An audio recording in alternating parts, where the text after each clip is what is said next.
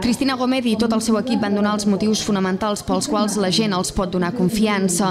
Segons la cap de llista republicana, aquests motius no només tenen a veure amb el programa electoral, sinó també amb les formes de fer política, tot fent referència al seu lema de campanya, una nova manera de fer.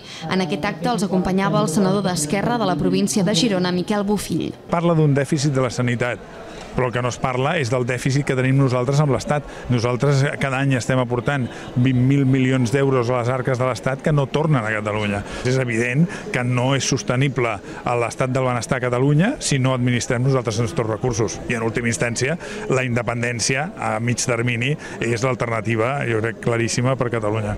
L'alcaldable d'Esquerra va fer un resum de les propostes més destacades del programa electoral del partit. Algunes d'elles són la dinamització del teixit econòmic, donar suport al comerç de proximitat i de qualitat i la creació d'una oficina municipal d'habitatge. O, per exemple, la creació d'un Consell Municipal de Benestar Social, atès que també ens trobem en un moment de dificultats econòmiques i pensem que és un òrgan de participació ciutadana que ens ajudarà a donar més informació i avançar en la transparència també, en aquest àmbit que a vegades es fa difícil de conèixer. A nivell de joventut, Esquerra vol crear un Ateneu.